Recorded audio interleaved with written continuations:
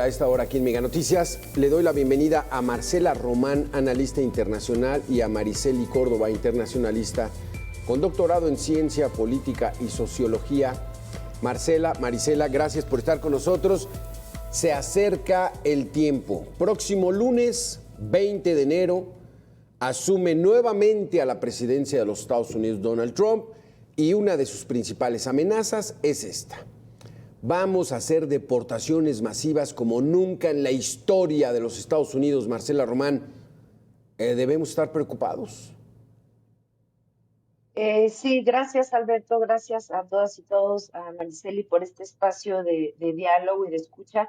Yo quisiera, iniciar esta conversación sobre el tema migratorio, pero también sobre el tema específico de Trump, diciendo que sí, vienen tiempos muy difíciles con esta relación política, económica, cultural con Estados Unidos, que va a iniciar a partir del 20 de enero, pero que hay que tomar el análisis y las herramientas políticas siempre como instrumento, dado este panorama también que se va infiltrando, ¿no? Como de odio y de miedo, que me parece justamente apelan los discursos de Donald Trump. Efectivamente, el 20 de enero que asuma este nuevo presidente de Estados Unidos, vamos a tener un cambio profundo y de raíz en la política de relaciones internacionales y específicamente en la concepción del tema migratorio entre México y Estados Unidos. Si bien Donald Trump ya tuvo un periodo presidencial y se relacionaba antes con Andrés Manuel López Obrador, este segundo periodo, y ya lo dice él abiertamente, promete ser mucho más cruento en términos de política migratoria dentro y fuera de Estados Unidos. Entonces, efectivamente, creo que este tema se coloca como un problema de la geopolítica para México, también de la geopolítica en América Latina, y por supuesto de una política de persecución y de seguridad que va a emprender Donald Trump contra varios países, incluyendo la región de América del Norte y de América Latina.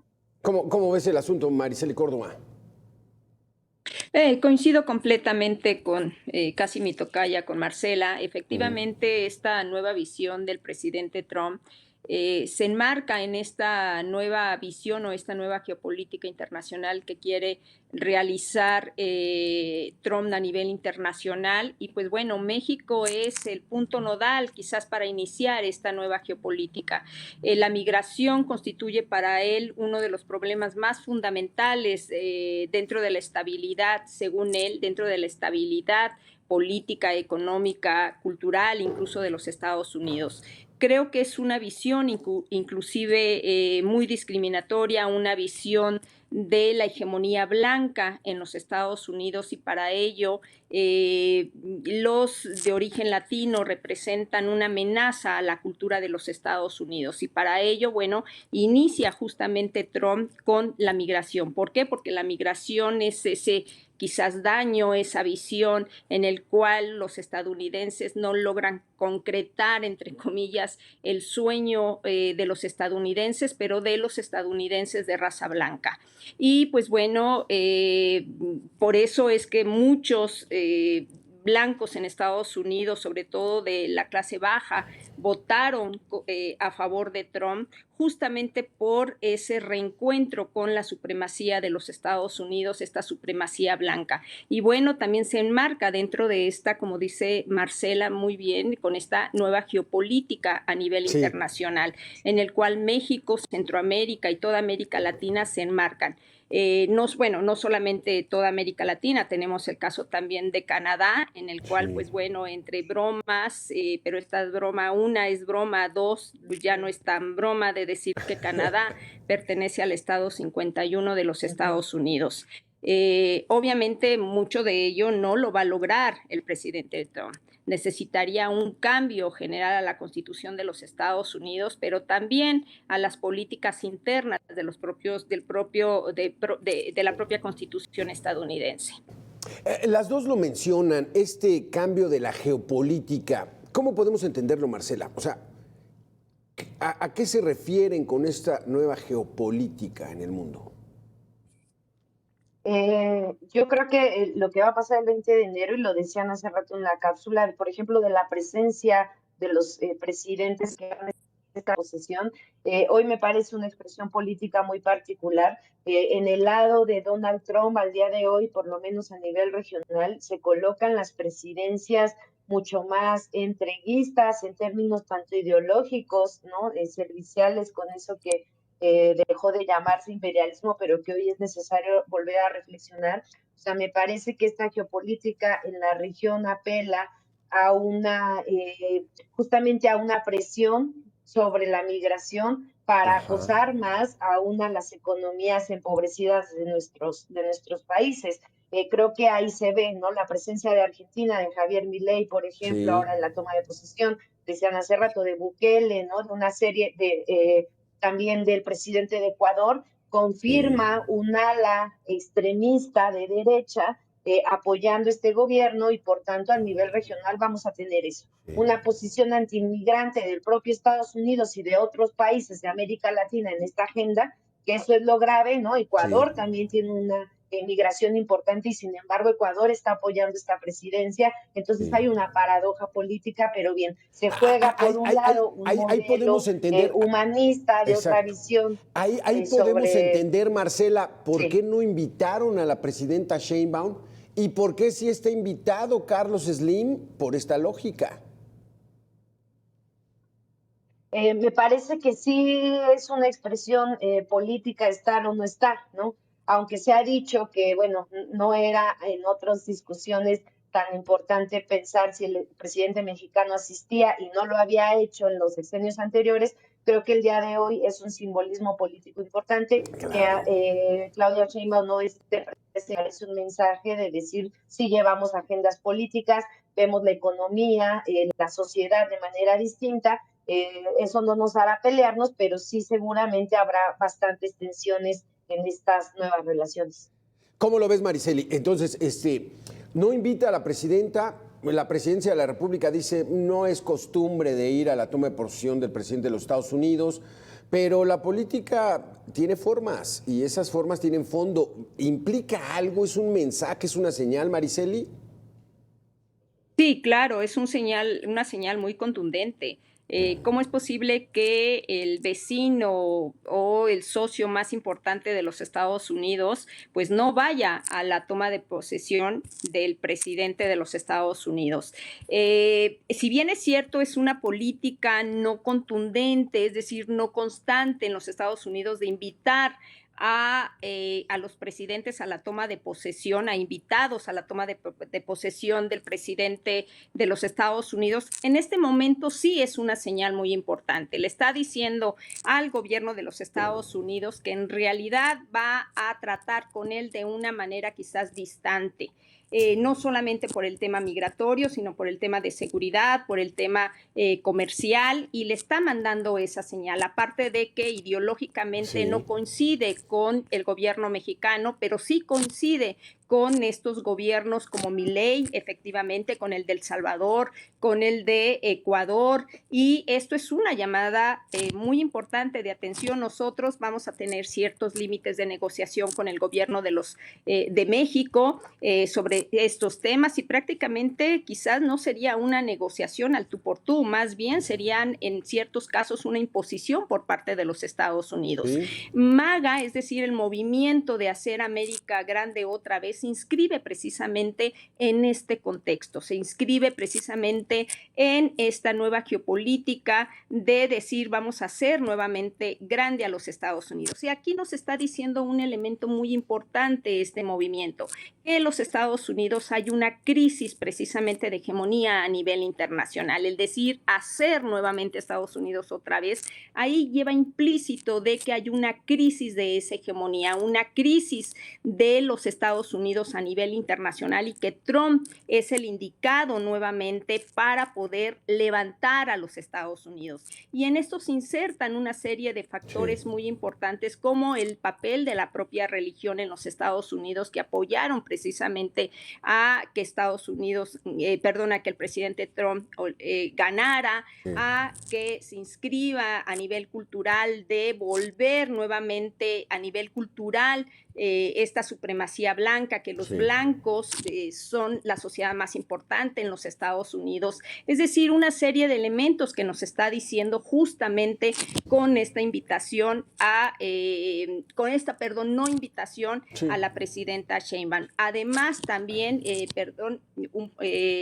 se me está pasando esto, es también decirle a la presidenta Sheinbaum, a la invitación de Carlos Slim, es que nosotros vamos a negociar en términos empresariales, ¿sí? Quizás no en términos políticos, pero el empresariado es lo que más nos importa. Y aquí está precisamente esta llamada. La fuerza de Trump, la negociación comercial, es bueno para el dinero, es bueno para los business.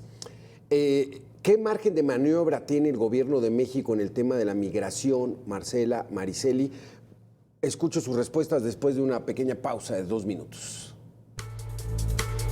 Además, emprenderá estas deportaciones masivas de personas sin permiso.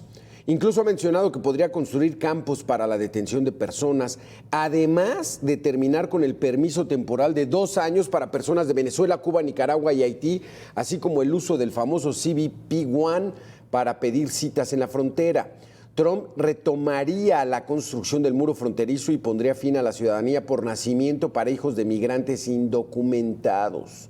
También promete acabar con el programa DACA, que da permiso y residencia, trabajo a los llamados Dreamers, migrantes indocumentados que fueron llevados a Estados Unidos por sus familias cuando eran niños.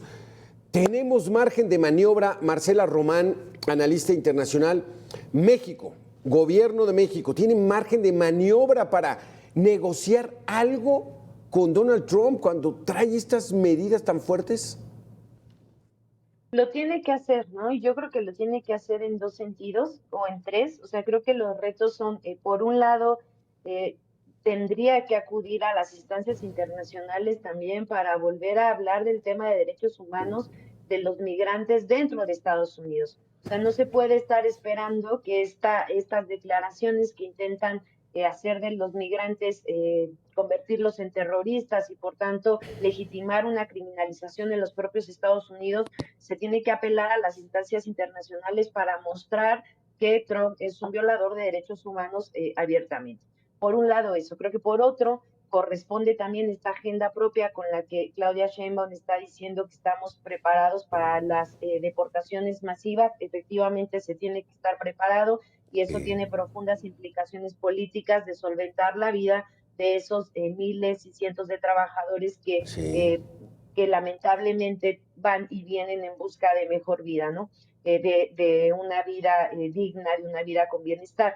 Y me parece que ahí el tercer paso para México es volver a convocar, y para toda la región de América Latina, a los países a debatir las condiciones en las que miles de migrantes pasan todo el territorio. Si bien mucho se habla y salió en el programa pasado de las condiciones de migración de Venezuela, por ejemplo, y de Cuba, hay que volver a mencionar los bloqueos económicos de Estados Unidos y volver a condenarlos para entonces entender que muchas y muchos de los migrantes no encuentran la satisfacción de necesidades básicas en sus propios países, incluyendo, por ejemplo, El Salvador, ¿no? Que va a estar ahí tan efusivo en la toma de Donald Trump. Entonces creo que hay que reunirse otra vez sobre América Latina, hacer una agenda antihegemónica y contraria a esta agenda antiinmigrante. El margen de maniobra, Mariceli, ¿qué opinas tú? ¿Cuál es tu punto de vista? Yo creo que sí. México tiene que negociar y tiene con qué negociar muchísimo con el gobierno de los Estados Unidos. La mano de obra migrante y particularmente mexicana no es cualquier cosa. Los mexicanos en los Estados Unidos son la primera minoría de los migrantes latinos en ese país y representan un conglomerado muy importante para el Producto Interno Bruto de los Estados Unidos. Yo no sé si realmente está preparado el gobierno mexicano para estas deportaciones masivas. Yo, en lo que he estado analizando, estudiando, realmente lo dudo.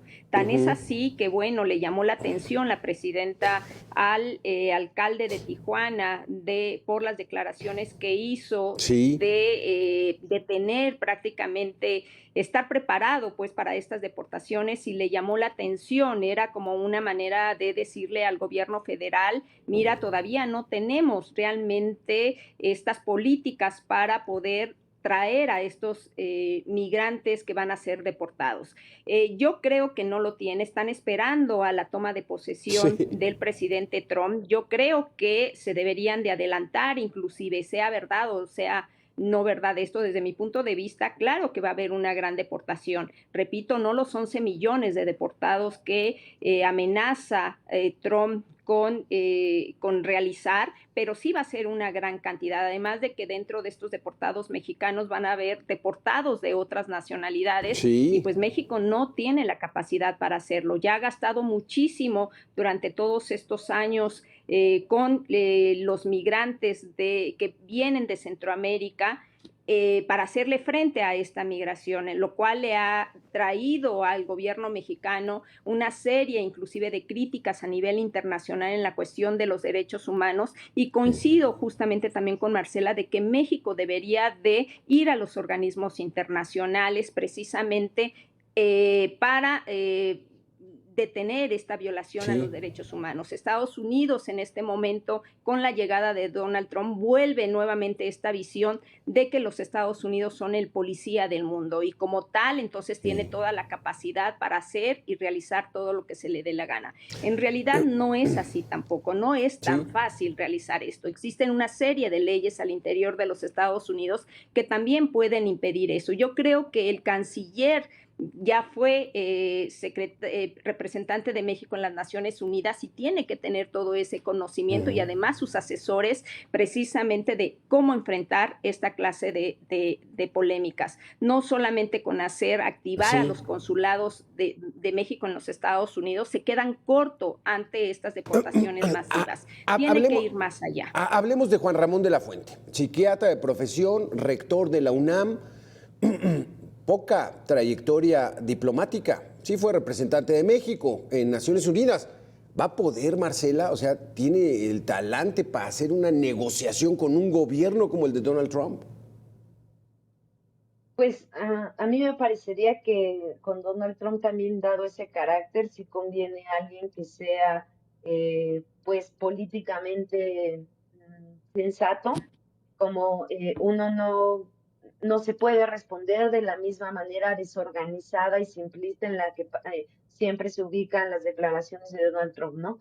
Y además pensar que todavía como no ha asumido, bueno, no es nada oficial, a mí me parece que Juan Ramón de la Fuente pues va a jugar un papel central, que lo está haciendo ahorita como estratega político, ¿no? Como esto que seguramente han acordado con la presidenta de decir esperaremos al 20, pero vamos resolviendo, ¿no? De poner también en la agenda el tema y de abrirlo de manera crítica, denunciando incluso esta posición de Estados Unidos. A mí me parece que hasta ahora, pues sí, ha tenido la capacidad, como también decía la compañera Tocaya, creo que también se verá si es todavía, si el reto, creo que eso no lo podría decir, de verdad, si serán capaces de asumir el reto, dado que efectivamente, repito, conviene principalmente a ajustar el tema económico y satisfacer las necesidades de esos trabajadores. Sí. Entonces creo que en la medida en que se una la Cancillería con la Secretaría de Economía, también justamente de la mano de Ebrard, pues creo que sí hay posibilidades de enfrentarlo de una manera adecuada. A ver cómo nos va. Se ve, de acuerdo a lo que nos están ustedes argumentando, una situación no complicada, lo que le sigue. Vamos a hacer una pequeña pausa de 2 minutos, Marcela, Mariceli, y regresamos para finalizar este debate. Trump 2.0. Estas deportaciones masivas, esa amenaza, ¿qué esperamos para el próximo lunes? Sobre todo porque, bueno, desde mi punto de vista, los Estados Unidos siempre han tenido el sartén por el mango. Con Donald Trump mucho más. La última vez que hicieron una regularización de migrantes ilegales en los Estados Unidos fue en 1986, en la ley Simpson-Rodino, en la época de Ronald Reagan, ya casi 4 décadas, y ya no ha habido otra. Y entonces, pues se han acumulado una serie de mexicanos que viven en los Estados Unidos de manera fuera de la ley de los Estados Unidos, porque trabajan muy bien, mandan dinero a sus parientes en México, en fin, esa realidad que tenemos. Pero, ¿qué vamos a esperar a partir del próximo lunes, Mariceli?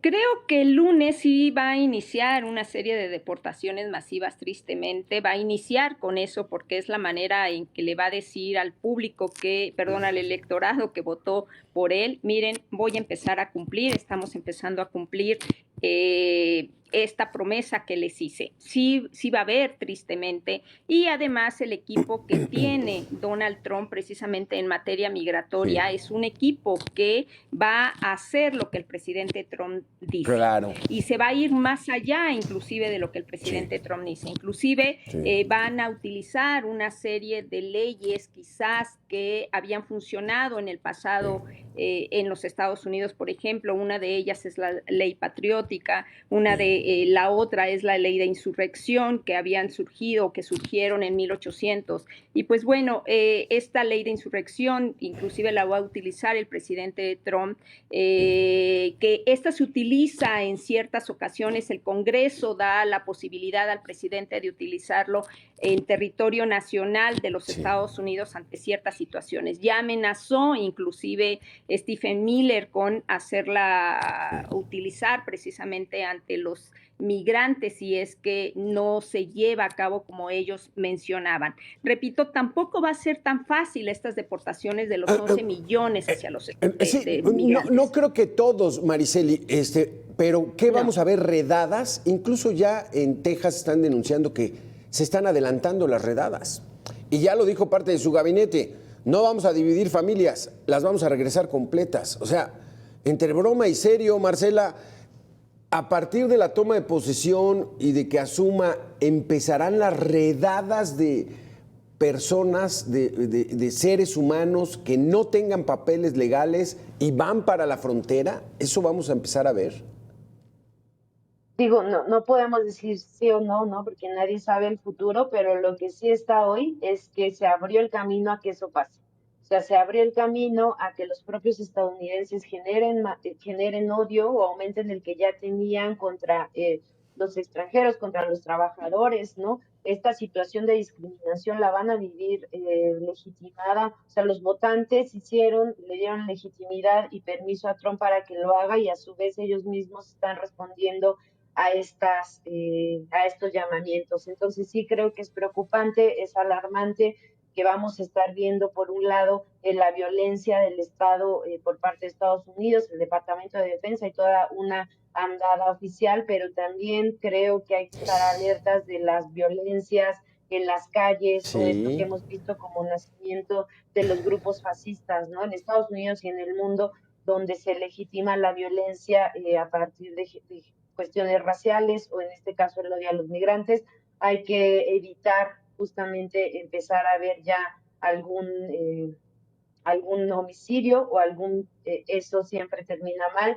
Entonces creo que hay que estar pendiente de que este odio no se convierta pues en violencia concreta ya contra los migrantes. Pues el panorama no es muy halagador, Mariceli. Tu último comentario, ya viene Trump, su toma de posesión. Ojalá quede nada más en palabras, que parece que no, porque pues finalmente él responde a un electorado, tiene la fuerza, ¿no? Y entonces pues lo va a hacer para aunque sea demostrar que viene por sus últimos 4 años, ya no se puede reelegir, pero viene por sus últimos 4 años y quiere dejar huella. Tu último comentario, Mariceli.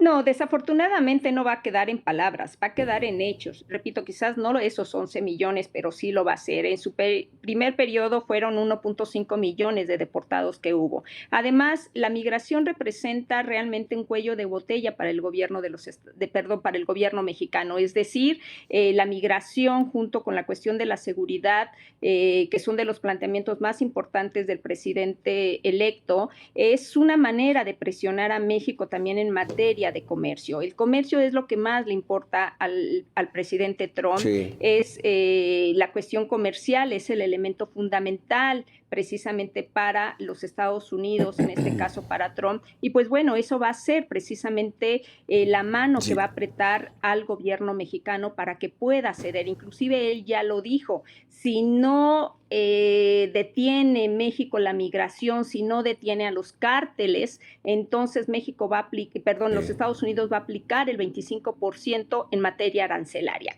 De ahí nos está mencionando precisamente cuál es el principal factor del gobierno de los Estados Unidos por venir. Lo que veo yo es que el lunes regresan a muchos, deportan a muchos latinos que no tengan papeles, y los que están aquí, mucho más complicado que puedan pasar. Hoy en Mega Noticias tenemos una nota en Tapachula donde la gente dice, no, pues ya no nos va a dar tiempo, nos vamos a tener que quedar, y México va a tener que lidiar con todos los que intentan pasar y con los que van a regresar. Vaya situación que nos viene a partir del próximo lunes. Marcela Román, Mariceli, muchísimas gracias por haber estado con nosotros aquí en Mega Noticias. Aquí vamos a hacer una pequeña